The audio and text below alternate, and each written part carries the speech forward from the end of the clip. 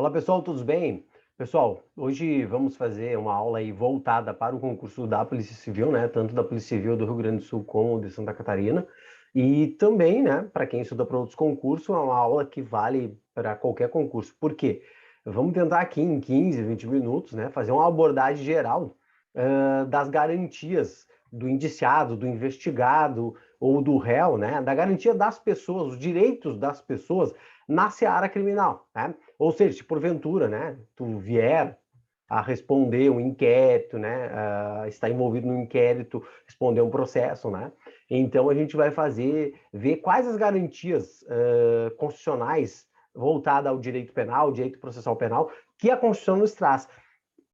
Focado no quê? Eu selecionei para vocês as garantias, né, os direitos, aquilo que mais cai em prova, que mais é cobrado em provas em geral e especificamente para a Polícia Civil, para os concursos de polícia, né, tanto Polícia Federal como Polícia Civil, né, mas especificamente para a Polícia Civil do Rio Grande do Sul, Santa Catarina, tá? Mas essa aula vale também para quem está estudando para outros concursos, porque é o artigo 5º na veia, né? Então, são as garantias, direitos e garantias constitucionais, penais ou processuais, né? Penais, voltada para a área criminal, tá? Beleza? Então, vou tentar fazer aqui de forma rápida, né? Para mostrar para vocês que existem pontos que são mais cobrados, né? Do artigo 5º, que é enorme, tem 78 incisos, mas existem pontos específicos. Se tu bater nesses pontos específicos, tu tá muito bem para uma prova, né? Voltada para a polícia, né? Tanto ela seja civil ou para a Polícia Federal, tá? Beleza? Então, vamos focar, bater nesses pontos, tentar ver quais são os pega-ratão que eles colocam para vocês, tá? Então, isso aqui, né, é brevemente um apanhado desses direitos e garantias, tá? Não é uma aula aprofundada em cada um deles. A gente vai tentar passar de forma rápida, fazendo uma revisão, mostrando para vocês que, sabendo quais os temas que mais caem, fazendo uma revisão bem rápida, bem efetiva, vocês conseguem estar bem preparados para acertar as questões em prova, tá? Beleza? Compartilhar aqui a tela com vocês, tá? Eu fiz um esquema aqui para vocês, ó, pessoal,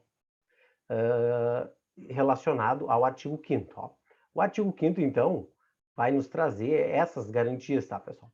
Ó, o artigo 5º, primeira garantia importantíssima, né, que o artigo 5º nos traz, voltado para o direito penal e direito processual penal. Ou seja, a Constituição nos traz que existe o princípio da presunção da inocência. O que é o princípio da presunção da inocência? E eu presumo que todos nós somos inocentes, até que se prove o contrário, através de uma sentença penal condenatória com trânsito em julgado. Ou seja, para quebrar essa inocência da pessoa, né, para quebrar, afastar o princípio da presunção de inocência, eu preciso de uma sentença. Basta uma sentença condenatória, uma sentença que condene a pessoa a 10 anos de prisão? Não, não basta essa sentença condenatória. Essa sentença condenatória tem que ter um algo a mais. Qual é o algo a mais? O trânsito em julgado. O que é o trânsito em julgado? O trânsito em julgado é aquele momento em que não cabe mais recurso, a pessoa não pode mais recorrer para lugar nenhum, tá?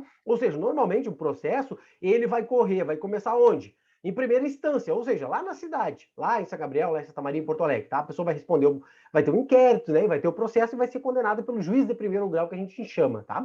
Condenado ali, tu pode recorrer para o Tribunal de Justiça, né? Em Porto Alegre, né? Ou para o Tribunal Regional Federal, se for na Justiça Federal. Tá? Condenado ali em segunda instância, né? Aí os tribunais de justiça, o Tribunal Regional Federal já é a segunda instância. Condenado ali, tu ainda tem a possibilidade de recorrer para os tribunais superiores, que em regra vai ser o STJ e o Supremo Tribunal Federal, o Superior Tribunal de Justiça, o STJ, e o Supremo, né? O Supremo Tribunal Federal, tá? Então, o STJ ou o Supremo, né? Ou ambos. Beleza? São os tribunais superiores, que a gente chama lá em Brasília. Beleza? Então, se eu estou recorrendo, mesmo que eu tenha uma sentença condenatória contra mim, essa sentença ainda não quebra, né, a minha presunção de inocência. Eu ainda sou presumido, devo ser tratado como inocente. Por quê? Porque eu ainda não tenho contra mim uma sentença condenatória com o trânsito em julgado. No momento que transitou em julgado, tanto no primeiro grau, em segundo grau ou lá nos tribunais superiores, né? Porque pode transitar em julgado eu escuto muitas pessoas perguntam, né? Pode transitar em julgado em primeiro grau lá em São Gabriel, né? Vamos supor que o fato, o crime aconteceu em São Gabriel, a pessoa está respondendo o processo em São Gabriel, e aí pergunta, tá, mas pode ter o trânsito em julgado em São Gabriel ou é obrigatório ir para a segunda instância e ir para os tribunais superiores? Não, pessoal. Se ninguém recorrer, acontece o trânsito julgado lá em São Gabriel. Tá? No momento que tem uma sentença condenatória contra a pessoa, abre para ela um prazo para que ela recorra. Se ela não recorrer dentro do prazo, não recorre mais. Esse processo, em tese, vai ser arquivado. Né? Também abre o prazo, é claro, para o Ministério Público, que é quem acusa também tem o direito, pode recorrer, né? Mas se ninguém recorrer, o processo transitou julgado no primeiro grau. Se recorreram para o Tribunal de Justiça, beleza, vai para o Tribunal de Justiça. Se o Tribunal de Justiça julgou, abriu o prazo para as partes, né, para o réu e para o MP, que é quem acusa, né, para recurso para os tribunais superiores, e ninguém recorreu, ou o recurso não foi aceito nos tribunais superiores, transitou ali em segunda instância. Tá? Se recorreram, foi para o Supremo, foi para o STJ, aí sim o Supremo, o STJ, vai dar aí a palavra final, né, nesse processo, porque aí já está nos tribunais superiores, aí finda, né? Claro que a última palavra, se conseguir chegar ao Supremo, é do Supremo. Tá? Então, provavelmente, o último recurso a ser julgado vai ser do Supremo Tribunal Federal. Aí, julgou, deu, transitou em julgado. O que significa o trânsito em julgado? Arquivou aquele processo, está arquivado, joga numa gaveta ali, deu, não tem mais o que fazer. Tá? Em regra, não tem mais o que fazer. Nesse momento, se a sentença foi condenatória, como tem o trânsito julgado, arquivou, não tem mais o que fazer, aí eu quebro o famoso princípio da presunção de inocência. Ó, esse princípio aqui da presunção de inocência é quebrado. Por isso que eu digo que esse princípio da presunção de inocência é um princípio, ele é relativo. Por quê? Até que tenha o trânsito em julgado da sentença condenatória, eu sou considerado inocente, devo ser tratado como inocente. Por isso, pessoal, que quando sai na mídia, fulano foi envolvido, está sendo acusado, está sendo investigado, foi indiciado. Pessoal, ele é só investigado, indiciado ou réu, tá? Ele não é condenado ainda, ele não deve ser tratado como condenado. Por quê? Porque o princípio da presunção de inocência só é quebrado com o trânsito julgado da sentença. Se ele está respondendo a um inquérito, né, se ele está sendo investigado, né, se ele está respondendo a um processo criminal, não existe trânsito julgado ainda. Não existe uma sentença com trânsito julgado contra essa pessoa. Então, ela deve ser tratada por todos, pela mídia, pela sociedade, por quem está envolvido no processo, como inocente. É o que diz a Constituição Federal. Né? Então, a Constituição Federal nos diz que deve-se essa pessoa ser tratada como inocente até o trânsito em julgado. Aí, às vezes, as pessoas dizem, mas o cara é isso e é aquilo. Tá, beleza, mas você tem que entender que esse princípio da presunção de inocência é para proteger as pessoas, todos, inclusive nós, contra alguma arbitrariedade do Estado. Tá? Por isso que a Constituição disse que as pessoas, nós devemos ser tratados como inocente, né? Até que se prove o contrário através de uma sentença com trânsito em julgado. Beleza. Então, por isso que o princípio da presunção de inocência nos protege, mas é relativo. Né? Essa presunção de inocência é relativa, porque quando tiver uma sentença com trânsito em julgado, é quebrado o princípio da presunção de inocência, e aí sim eu sou considerado culpado. Beleza. Depois, a gente tem ali no artigo 5º as garantias, né, as inviolabilidades. Inviolabilidade do direito à vida, liberdade, igualdade, segurança, propriedade. O que é inviolabilidade? É o contrário de violar. Tá? Inviolar quer dizer que eu não posso ser violado nesses meus direitos, né? Eu não posso ser violado no meu direito à vida, não posso alguém vir e tirar a minha vida, né? Ou alguém vir e ofender contra a minha vida, né? Tentar contra a minha vida. Por quê? Porque a minha vida, a Constituição garante que ela é inviolável, tá? Não posso ser a minha liberdade violada, não posso ter, né? Então eu não posso ser preso de qualquer forma, né? A minha igualdade, a minha segurança e a minha propriedade. Não posso ser o Estado não pode retirar a minha propriedade de qualquer forma, não. Tá? Então, a regra que a Constituição traz é que esses direitos à vida, liberdade, igualdade, segurança e propriedade são invioláveis, não podem ser violados pelo Estado ou por quem quer que seja. Beleza. Mas existe exceção? Existe alguma exceção em que esses direitos podem ser violados? Sim, existe. Mas a Constituição traz que esses direitos não podem ser violados. E quando existe exceção, ela própria traz. Por quê? Porque, claro que o meu direito à vida tem exceção, a Constituição traz que quando houver uma situação de guerra, né, aí pode a pena de morte, né? Então é uma exceção que a própria Constituição traz. Fora isso, não tem, né? Liberdade, eu posso ser preso? Até posso, isso é exceção. Até posso, mas nos casos que a Constituição nos traz, e a gente vai ver mais à frente. Tá? Do contrário, não. Tá? Não posso ser tratado de forma desigual, porque somos todos iguais. Quando existe a Constituição, quando há uma diferenciação entre pessoas, a Constituição que autoriza, tá? Lembre-se da questão das cotas, né? A própria Constituição traz isso, a decisão do Supremo, quando disse que as cotas, né, em universidades, em concursos, é constitucional, se baseou no texto da Constituição Federal. Então, a própria Constituição que diz que todos são iguais, a própria Constituição diz que em algum momento eu posso desigualar para buscar a tão sonhada igualdade, tá? Aí, segurança, propriedade, a Constituição traz ali que a minha propriedade não pode ser retirada, né, de forma alguma. Tá? Existe exceção? Sim, né? Em virtude de um processo judicial ou através de uma desapropriação. Mas essas exceções, quem traz é a Constituição. Então, a mesma Constituição que garante que tu não vai ser violado, se ela quer trazer exceções, ela traz no texto dela, tá? Beleza? Tranquilo? Fora disso, não pode. Próximo artigo, inciso do artigo 5º que cai bastante, é a proibição de tortura, tratamento desumano e degradante. Pessoal, ó, não pode, a Constituição proíbe tortura, tratamento desumano ou degradante. Isso cai muito em prova, principalmente para a polícia, tá? Então, focado no nosso concurso, tá? Cuidem isso, não existe exceção aqui. Então, vão trazer na prova para vocês, existe exceção à tortura no caso X, né? Vão trazer uma situação horrenda para vocês, levando vocês a crer que, nesse caso, até pode haver uma situação de tortura autorizada pela Constituição, um tratamento desumano, degradante. Não, a Constituição não autoriza. Aqui não tem exceção, pessoal, tá? Até o direito à vida tem exceção, que em caso de guerra declarada pode acontecer a pena de morte. Mas no caso da tortura, do tratamento desumano degradante, a Constituição não trouxe exceção. Então, não existe exceção para acontecer a tortura. É totalmente vedada, proibida, tá?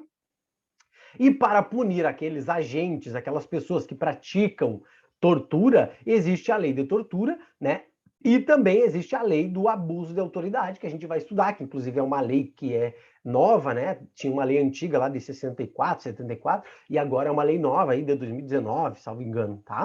Então a gente vai estudar essas leis de tortura e lei de abuso, porque visa proibir, coibir, né? Punir essas pessoas que praticam tortura, né? Essas questões aí, abuso de autoridade, né? No exercício das funções. Tá, beleza, pessoal? Então, próximo aqui.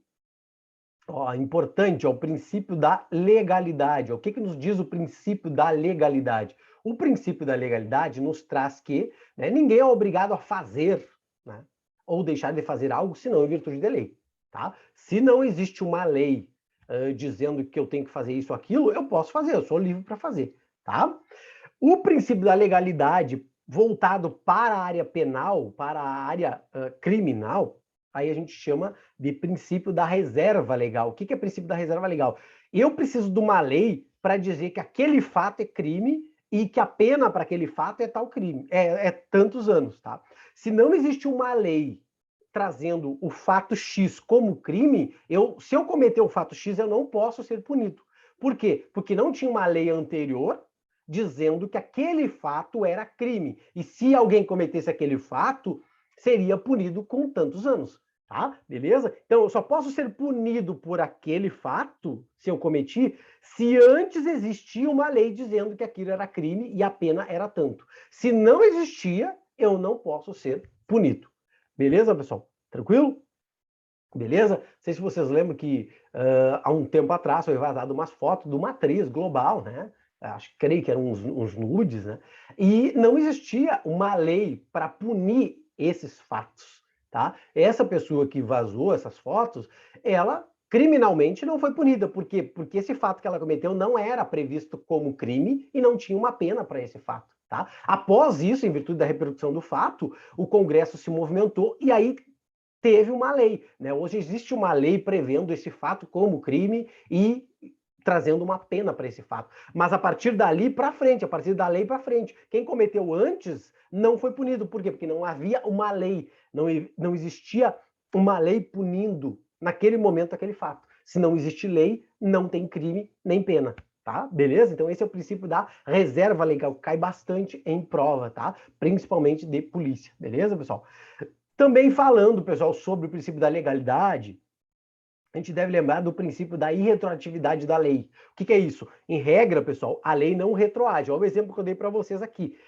Essa lei que criou os crimes ali, esse crime para penar, para punir, né, aquela pessoa que vaza nudes e tal, de outras pessoas, né? Essa lei, como ela é uma lei que cria crime, ela não retroage. Qual é a regra? Não volta para punir aquela pessoa que tinha cometido o fato antes. Ela não volta, ela não retroage. Ela se aplica daqui para frente. Por isso o princípio da irretroatividade. Irretroatividade não volta, tá? Beleza? Só que existe uma exceção. O que a Constituição fala? Que a lei penal não vai retroagir, salvo para beneficiar o réu. Então, quando é uma lei melhor, uma lei boa, ela volta para beneficiar a pessoa. Tá? Beleza? Tranquilo? Ou seja, o crime de adultério, até um tempo atrás, era crime. Tá? O fato do adultério era crime. Beleza, tinha pessoas que responderam o processo, que estavam respondendo o processo, que tinham sido condenadas pelo adultério, estavam cumprindo ali a pena. Tá? Num determinada data, não me lembro se foi em 2007, 2009, o que aconteceu? Aconteceu o chamado abolício criminis. Disseram que, a partir de hoje, o crime de adultério não é mais crime. O adultério não é mais crime. Beleza, então, essa lei é boa ou ruim para quem já tinha sido condenado, quem estava respondendo pelo crime de adultério? É uma lei boa, por quê? Porque ela terminou com o crime. Então, nesse caso, a lei retroage. Por que ela retroagiu? Por que ela voltou? Voltou para beneficiar o réu. Quando a lei ela é boa, ela volta. Quando ela é ruim, ela não retroage, ela não volta. Então, a regra, a lei não retroage. Só retroage, só volta para beneficiar o réu. Tá? Beleza? Beleza, então. Direito à liberdade, pessoal. Ó, aqui outro ponto importante. Ó. Olhem só aqui. Eu só vou ter o meu direito à liberdade. Qual é a regra? É liberdade ou prisão? Liberdade, tá? E eu só posso ser preso, excepcionalmente, em duas situações. Quando houver um flagrante delito, quando eu for pego ali em flagrante, tá? Ou quando houver uma ordem escrita e fundamentada da autoridade judiciária. Se não for nessas situações, tu não pode ser preso, tá? Não existe prisão fora dessas situações, tá? Para pessoas, né? Claro. Existe uma exceção, mas é uma questão militar, né? Que não é o caso aqui da nossa aula, tá? Beleza? Então, a prisão para prender pessoas, né? Para tirar a liberdade das pessoas, tá? Só pode acontecer em duas situações: flagrante delito, a pessoa foi pega ali, né? Naquelas situações de flagrante, ou por uma ordem escrita do juiz, tá? Ou seja, a pessoa estava cometendo ali um crime e a polícia chegou, flagrante, tá? Tá presa dentro da previsão que a Constituição autoriza que ela seja presa, beleza? Então tá tudo ok, beleza? Uma situação em que a pessoa vai ser presa por uma ordem escrita e fundamentada do juiz. Aconteceu um fato X, descobriram que foi o fulano, só que o fulano naquele momento não foi preso, tá? Por alguma situação, não teve flagrante e tal. Só que aí o delegado ou o promotor pedem a prisão preventiva dessa pessoa. E aí vai para o juiz analisa e determina, né? Expede uma ordem, né? Um mandado de prisão contra essa pessoa. Então, nesse caso, vai ter uma ordem escrita do juiz determinando a prisão dessa pessoa. Então, está dentro das exceções da Constituição. Mas a regra é que tu esteja, que tu fique solto, tá? Para ser preso só nessas duas situações: flagrante delito ou ordem escrita do juiz, tá? Beleza? Beleza, então. Se a pessoa foi presa em virtude de uma dessas duas situações aqui, essa prisão deve ser comunicada. Comunicada a quem? A Constituição fala que deve ser comunicada ao juiz, à família, né, ou a alguma pessoa indicada pelo preso ali, tá? Então comunica o juiz, tá? E comunica a família ou uma pessoa indicada pelo preso. Para quê? Para que saiba que essa pessoa foi presa, né, em flagrante ou em virtude daquela ordem judicial ali, tá? Beleza, pessoal? Tranquilo? Lembre-se que se a prisão for ilegal, essa prisão deve ser imediatamente relaxada. A prisão ilegal, pessoal, ela é relaxada. Beleza? Tranquilo? Beleza? Tipo, existe a nota de culpa. O que é a nota de culpa? Tu entrega ali para o preso, informando para ele que ele foi preso pelo fulano, né, pelo ciclano, aí identifica os responsáveis pela prisão dele. Aí, então, na nota de culpa é esse papel que vai ter todos esses dados aí sobre a prisão, como é que se deu a prisão. Tem que ser entregue ao preso, tá? A Constituição garante isso, né? Isso é garantido. Aí, se não é entregue, o que acontece? Essa prisão é ilegal. Então, a prisão ilegal, ela pode ser relaxada, tá? Beleza, pessoal? Para eu poder, se eu fui preso, em virtude de essas situações, eu posso usar o nosso famoso habeas corpus, tá? Beleza, pessoal? Qual é o remédio constitucional contra a prisão? O habeas corpus, tá? Eu posso usar o habeas corpus. Se eu estou preso, ou se eu estou na iminência de ser preso, eu posso usar o nosso famoso habeas corpus, tá? Deixa eu ver aqui que eu tenho um esqueminha sobre o habeas aqui para vocês. Olhem só aqui, ó. Fiz um esquema para vocês aqui, ó. Ó, o habeas corpus, ele ataca o quê? Alguma ofensa, violência ou coação na liberdade de locomoção. Então, qual é a palavra-chave para o habeas corpus? Liberdade de locomoção, beleza? Tá? Ou seja, o meu direito de ir e vir foi violado, né? Ou está na iminência de ser violado. Aí eu posso usar o habeas corpus. Fui preso, estou na iminência, sei que posso ser preso. Posso entrar com habeas corpus para não ser preso ou para sair da prisão, tá? Tá? Em virtude da ilegalidade ou abuso de poder, né? De pessoa física. Beleza. Qual momento, pessoal? Aqui às vezes eles perguntam em prova, o HC pode ser impetrado, eu posso entrar com habeas corpus em qual momento? Antes e depois ou só depois? Só depois que eu fui preso? Antes, tá? Ó, quando eu me achar ameaçado de ser preso, eu acho que eu vou ser preso por algum fato, então eu já posso entrar com HC, com habeas corpus. Esse HC eu chamo de habeas corpus preventivo. Eu quero prevenir, eu não quero ir preso. Então eu já entro com ele. Quando vierem me prender, eu já apresento ele ali. Tá? Foi o que aconteceu naquela situação, né, do julgamento da Boate Kiss. Né? Existia um dos réus ali que foi para o julgamento, mas o advogado dele já tinha entrado, né, no tribunal pedindo um HC, um habeas corpus preventivo, porque ele imaginou, o advogado se antecipou, que quando terminasse o julgamento, né, que se ele fosse condenado, o juiz já poderia decretar a prisão ali no julgamento. Foi o que aconteceu. Só que aí o advogado, né, pediu ali a palavra e informou, ó, meu cliente, eu tenho um HC, tenho um habeas corpus preventivo aqui para ele não ser preso, tá? E aí o que acontece? Ele não foi preso, tá? Os outros ali até foram presos, tá? Mas ele não foi preso, beleza, pessoal? Tranquilo, vamos lá. E também o HC repressivo, né? Que é aí depois que aconteceu a prisão, aí tu entra, né, com HC, com habeas corpus, para tentar sair da prisão, então. Beleza? Tranquilo? Beleza, então, vamos voltar aqui para o nosso resumão. Falamos, então, do HC. Depois, pessoal, se porventura eu fui preso, estou preso, eu tenho direito à assistência. Assistência de quem? Da família e do advogado. Tá, beleza? Então, o preso tem direito à assistência da família e do advogado, tá? Também o preso tem direito à identificação. Identificação de quem? Identificação dos responsáveis pela sua prisão e pelo seu interrogatório. O preso tem direito, né, a saber quem que fez a sua prisão e quem que está lhe interrogando. Beleza, pessoal? Beleza. Quando, pessoal, essa pessoa é presa, está respondendo a um processo, né? O que acontece? Essa pessoa que não tem recursos para bancar um advogado, ela pode, né, buscar a Defensoria Pública para prestar assistência jurídica integral e gratuita. Então, aquele que tem insuficiência de recursos tem direito a buscar uma assistência jurídica integral e gratuita garantida pela Constituição Federal, que é prestada pela Defensoria Pública, tá? Beleza? Trouxe aqui para vocês também a questão do direito de propriedade, né? Que a Constituição nos garante o direito de propriedade, que a nossa propriedade não vai ser confiscada de qualquer forma, né? Precisa de um processo judicial, tá? Por exemplo, sabe-se que aquele dinheiro ali é fruto de crime, de lavagem de dinheiro, né? Aqueles bens que eu tenho. Tá, beleza, mas aqueles bens não vão ser confiscados do dia para a noite, não. Precisa de um processo para comprovar isso, então, para que eu tenha meus bens retirados, tá? Ou, né, aí temos a previsão da Constituição da desapropriação, né, que vai acontecer por necessidade, utilidade, interesse público, tá? Com indenização, né? Vai acontecer a indenização, que vai ser justa e prévia. Na desapropriação, pessoal, a indenização é justa e prévia, ou seja, justa, um valor razoável, né? Que valha o equivalente ao bem, né, e prévia, antes de acontecer a desapropriação. Tá? Existe também a Constituição traz a previsão de o Estado, né, poder usar a propriedade particular de alguém.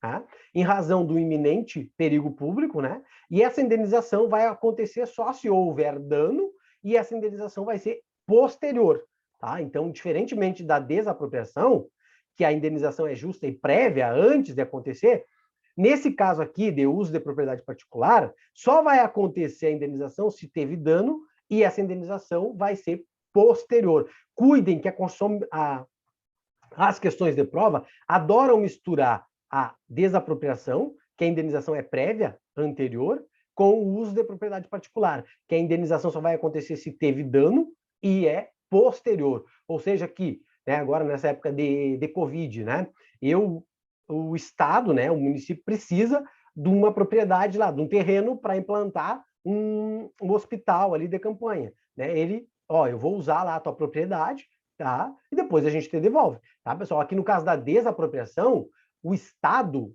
ele não vai devolver, a propriedade vai ser do Estado, vai ser repassada para o Estado, para o poder público, tá? Por isso que a indenização é justa e prévia, tá? No caso de uso de propriedade particular, não. Tu usa temporariamente ali, o poder público usa temporariamente, né? É o exemplo do hospital de campanha, depois que não existe, tipo, não tem mais onde desmanchar o hospital de campanha porque a Covid, né, terminou e tal. Bom, então, desmancha e entrega a propriedade. Aí, o proprietário vai ver se houve dano, tá? Para ter direito a uma indenização. Aí ele comprova o dano e essa indenização vai ser posterior. Se não teve dano, segue a vida normal, tá? Beleza?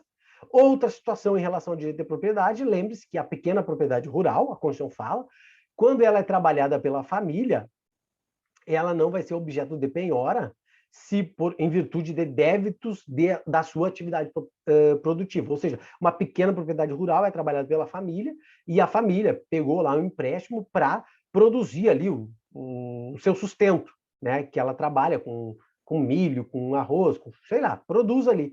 Tá? Se esses débitos é referente à sua atividade produtiva, essa propriedade rural, essa pequena propriedade rural, não vai ser penhorada. A Constituição garante essa proteção. Tá? Mas se o débito ali da família, né, em relação ao empréstimo se refere a outras situações, né, não é relacionado à sua atividade produtiva, nesse caso aí vai ser penhorada. Tá? Então, a proteção aqui da pequena propriedade rural não ser penhorada é quando a família usou aquele dinheiro na sua atividade produtiva, tá? Para tirar da onde a família tira o seu sustento. Nesse caso, a Constituição protege essa pequena propriedade rural. Lembre-se que a pequena propriedade rural, não é qualquer propriedade rural, tá? Beleza? Tem que ser trabalhada pela família e os débitos têm que ser referentes à atividade produtiva da família, tá? Beleza? Findado aqui, vamos trocar, então, de lado aqui, para continuar aqui a nossa aula aqui, tá? Lembre-se que a Constituição nos garante, pessoal, o direito à intimidade, o direito à vida privada, tá? Direito à imagem, tá? Aqui, dessa proteção, da inviolabilidade da intimidade, vida privada, honra, imagem, né? A proteção, a Constituição garante que esses direitos não serão violados, né? E a Constituição nos garante isso. Lembre-se que na esfera penal, processual penal, cai bastante para a gente a questão do sigilo das correspondências, tá? Em que os sigilos das correspondências, né, a Constituição protege que não pode ser violado. Né? O Estado, o poder público, a polícia, não pode violar as nossas correspondências. Por isso que existe uma proteção ao sigilo da correspondência. Mas existe exceção? Existe. Eu trouxe aqui para vocês. Olha isso aqui. O que a Constituição nos traz? Que é inviolável o sigilo da correspondência, das comunicações telegráficas, né, de dados, mas pode ser violado excepcionalmente o sigilo das comunicações telefônicas, tá? Das correspondências, das comunicações telefônicas, a Constituição não traz exceções, então não pode ser violado. Mas das comunicações telefônicas, a Constituição fala que pode sim ser violado, salvo, né, vai ser violado nas situações por ordem judicial, sempre por ordem do juiz, para violar o sigilo da correspondência, ou seja, para a polícia ter acesso ao sigilo, às comunicações telefônicas de alguém, tem que ter uma ordem judicial. E em quais situações? Quando for numa investigação criminal ou num processo criminal, numa instrução criminal. Tá? Se não for criminal, se não for investigação criminal ou um processo penal, não pode violar. tá? Tranquilo, pessoal? Então, nessas situações, quando a pessoa estiver envolvida numa investigação ou num processo criminal, a polícia, né, pode solicitar ao Ministério Público, né, a quebra ali do sigilo, né, das comunicações telefônicas ou a interceptação telefônica, que são duas situações distintas, tá? Então, pode ser violado, nesse caso, as comunicações telefônicas. Lembra que a Constituição fala que é inviolado o sigilo da correspondência, das comunicações telegráficas, e aí fala, e das comunicações telefônicas. Aí ela vem, salvo no último caso, qual é o último caso nas comunicações telefônicas?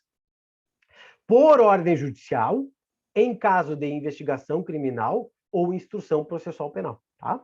Cuidem, pessoal. Se a questão disser que as comunicações telefônicas podem ser violadas, pode ser violada, acessadas pelo poder público, pela polícia, por ordem judicial, em caso de processo civil ou trabalhista, tá errado, não pode, tá, pessoal? Ó, processo civil ou trabalhista, não pode essa violação das comunicações telefônicas das pessoas, tá? Só pode por ordem judicial em caso de investigação criminal ou processo criminal, processo penal, tá? Então, a Constituição autorizou excepcionalmente a violação, né, o acesso às comunicações telefônicas, mas sempre por ordem judicial e somente em caso de processo criminal e investigação criminal. Se não for, nesses casos, não pode, tá? Então, lembre-se, sigilo da correspondência e comunicações telegráficas é inviolável pela Constituição Federal, não tem exceção, tá?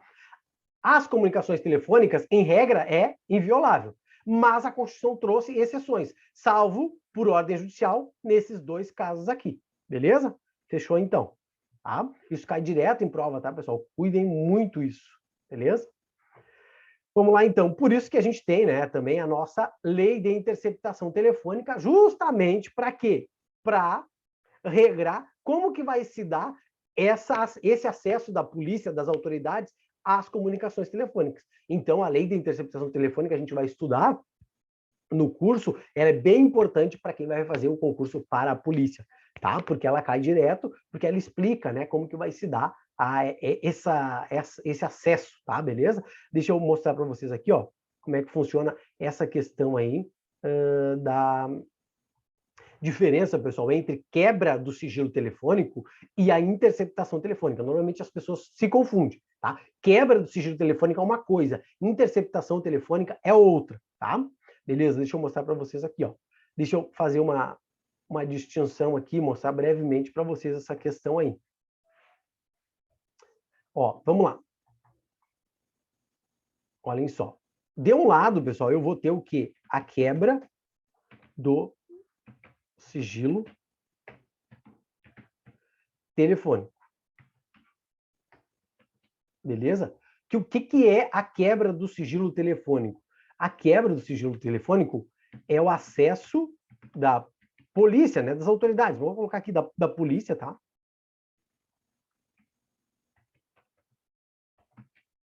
Aos dados ali, às ligações, tá?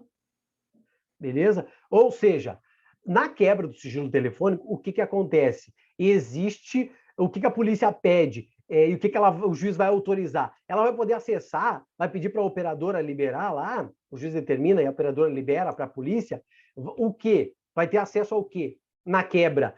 Para quem que a pessoa ligou, quem ligou para a pessoa e os números. Tá? Mas não vai ter acesso às conversas, vai ter acesso às ligações, aos números, né, a quem ela recebeu ali a chamada e tal, aos números, tá? Somente aos números, aos dados, beleza? A quebra do sigilo telefônico, então, demonstra isso, o acesso aos números a quem a pessoa ligou e tal, beleza? Aí eu tendo acesso aos números, tá? Eu sei que o Rodrigo ligou para o número do Zé, do Pedro e do João, beleza? Se eu quiser escutar a conversa do Rodrigo com o João, com o Pedro e com o Paulo, aí eu preciso solicitar ao juiz a interceptação telefônica para que eu possa ficar escutando o Rodrigo conversar com aquelas pessoas, tá? Beleza?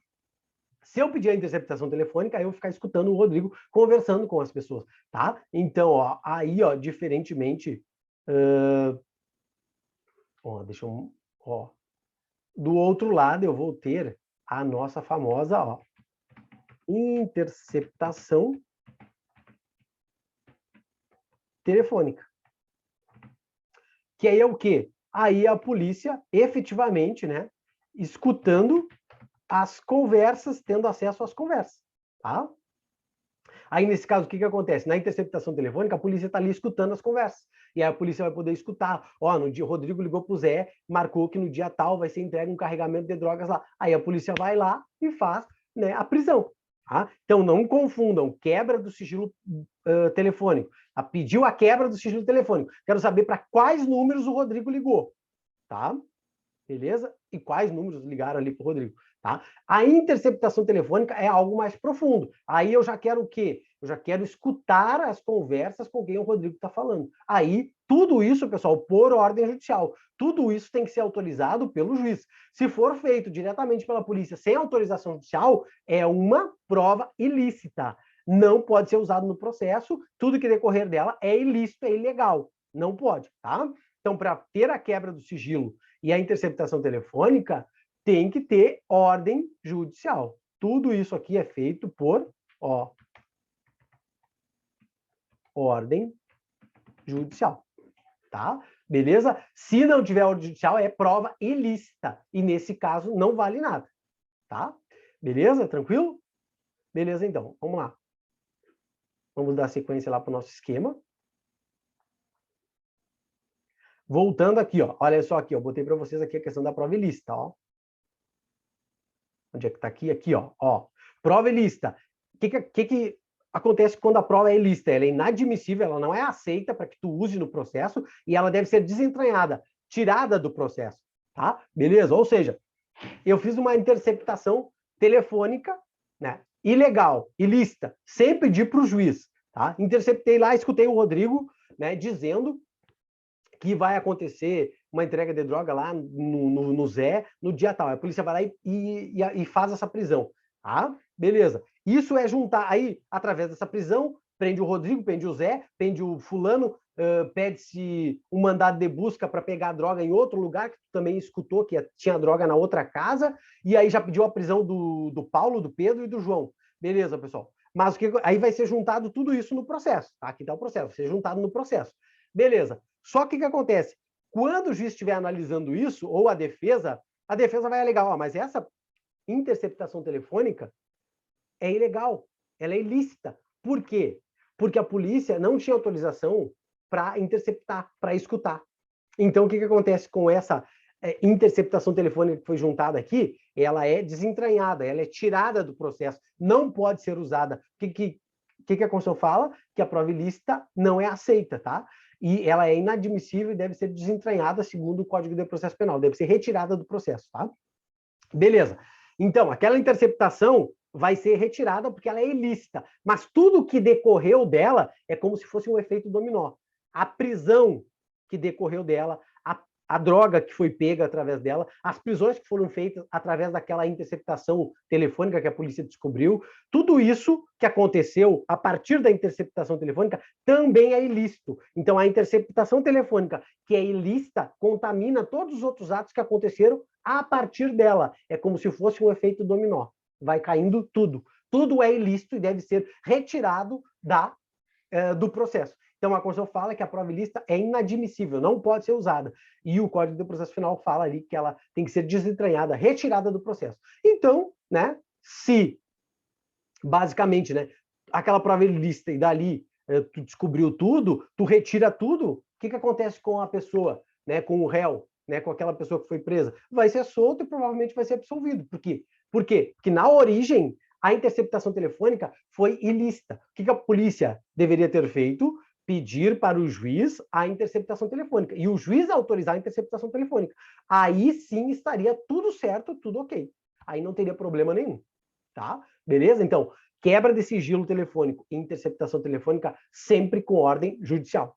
Se não for feito assim, a prova é ilícita. Não pode ser usado no processo, deve ser retirado. E tudo que dela decorrer também é considerado ilícito, tá? Beleza, pessoal? Beleza, então, vamos lá.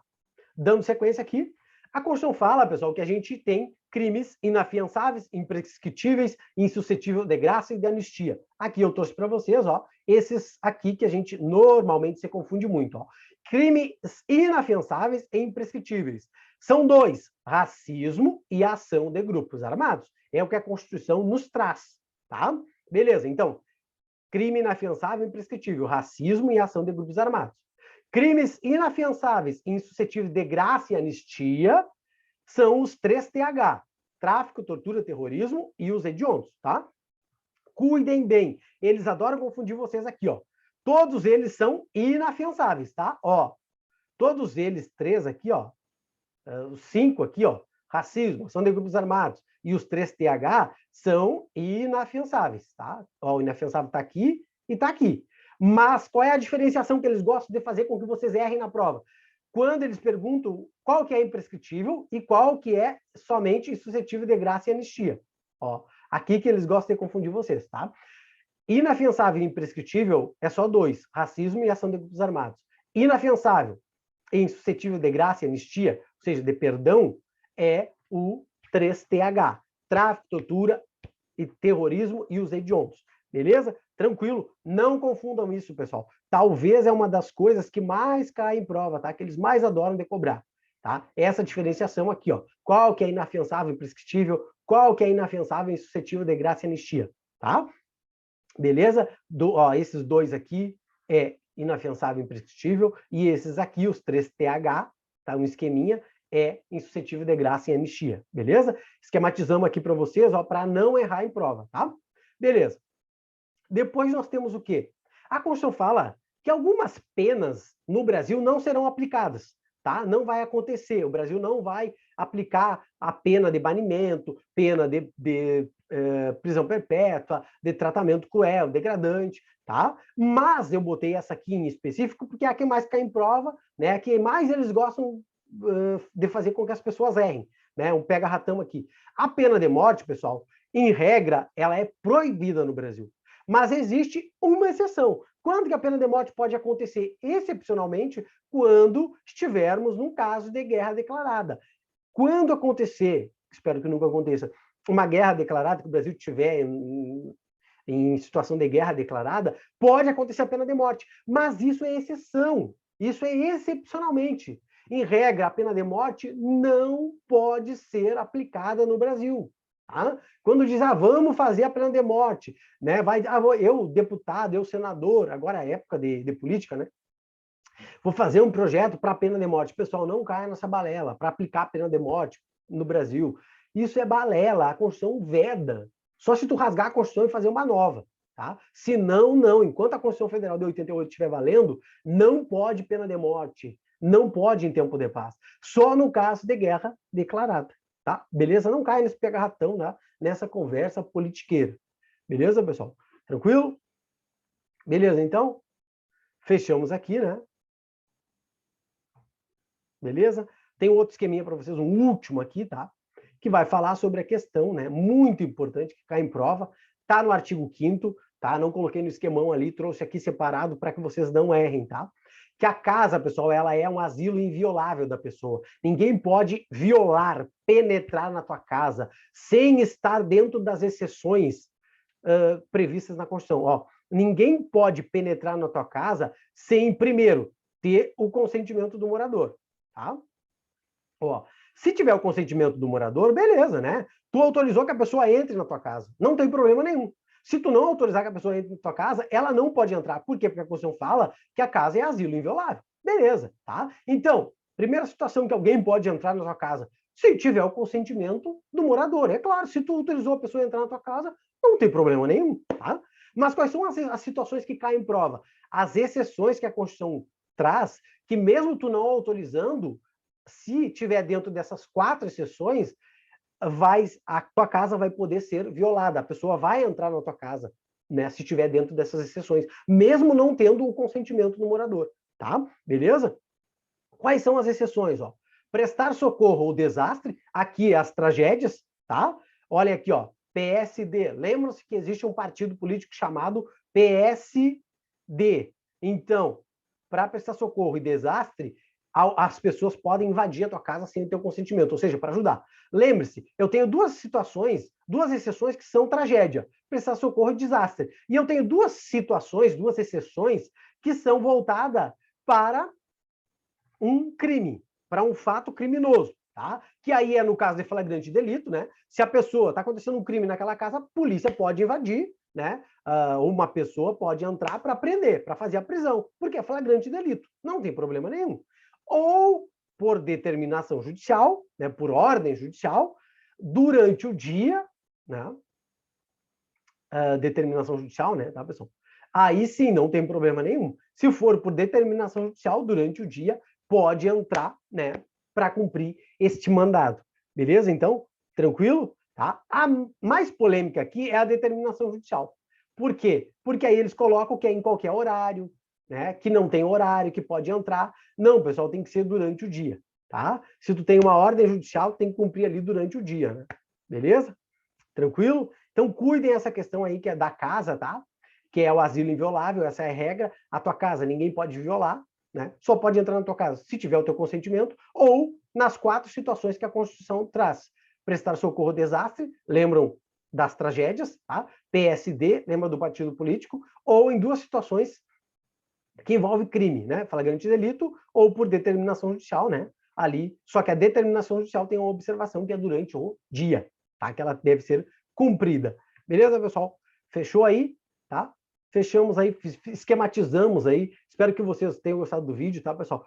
Tentei fazer um vídeo rápido aí com as partes mais importantes do artigo 5º que cai na Constituição para você, da Constituição em provas, tá? No curso, é claro, a gente aprofunda, a gente afunila uma por uma, vê mais mastigado, vê a jurisprudência, o que o tribunal está falando sobre tal situação, sobre isso, sobre aquilo, tá? Mas aqui eu trouxe para vocês, né, as partes bem importantes, pega ratão, onde a banca tenta derrubar o candidato, tá? Peço que você deixa o like aí, compartilhe o vídeo, né, deixe seu comentário sugerindo outros assuntos para a gente abordar, tá? Se inscrevam no canal, muito importante para que a gente possa continuar compartilhando conteúdo com vocês, tá? Um grande abraço e até a próxima.